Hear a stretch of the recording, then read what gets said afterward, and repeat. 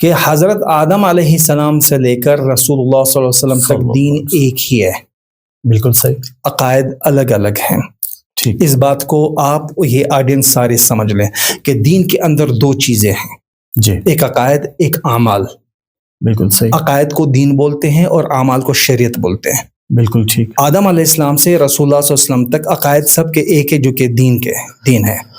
بالکل ایسا. اور اعمال شریعت ہے. شریعت ہر نبی کی الگ الگ تھی. بالکل. آدم علیہ السلام کے دور میں بہن کے ساتھ نکاح جائز تھا پاپولیشن گروتھ کے لیے. ہمارے شریعت میں حرام ہے. بالکل. حضرت یعقوب علیہ السلام کے دور میں 2 بہنوں کے ساتھ شادی جائز تھی، لیکن یہاں پر بین الاختین 2 بہنوں کے ساتھ شادی آپ نہیں کر سکتے. بالکل صحیح. ہر دور میں ہر نبی کی امت میں ایک عقائد میں بگاڑ آیا.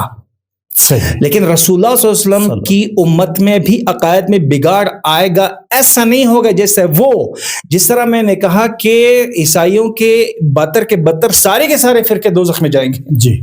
اور یہودیوں کے 71 کی 71 فرقے سارے دوزخ میں جائیں گے. لیکن آپ علیہ السلام نے فرمایا لا تزال طائفة من امت ظاہرین علی الحق. میری امت میں ہمیشہ ایک طبقہ ایسا رہے گا جو حق پر ہوگا. لا یضرهم من خذلهم، چاہے جتنے بھی اغدال مغدل اس کے خلاف آئیں بکواس کریں، لیکن وہ حق پر ہی جمے رہیں گے. وہ اہل سنت والجماعت ہے. صحابہ کے دور میں، اور آپ کو ایک میں بات بتاؤں، فرقہ جو بنتا ہے وہ فروعی مسائل سے نہیں بنتا، وہ عقائد میں بنتے ہیں.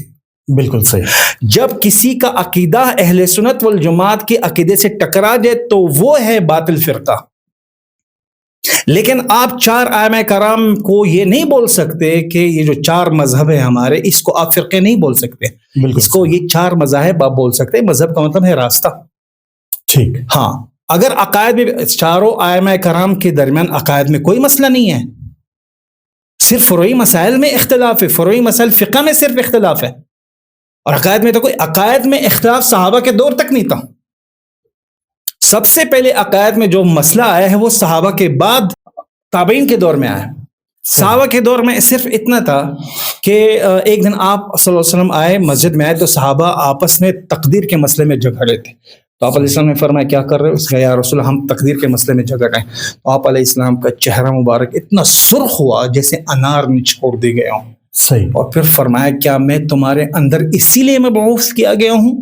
تم سے پہلے جو قومیں تھی وہ اسی مسئلے میں ہلاک ہو گئی تھی، اور میں تم کو قسم دیتا ہوں. صحابہ کو فرمایا آئندہ اس مسئلے میں کبھی بھی جھگڑنا مت. اس کا مطلب یہ ہے فروعی مسائل میں صحابہ کے درمیان اختلاف تھا لیکن عقائد میں نہیں تھا. آپ کو پتہ ہے عقائد میں اختلاف کب سے شروع ہوا؟ جی.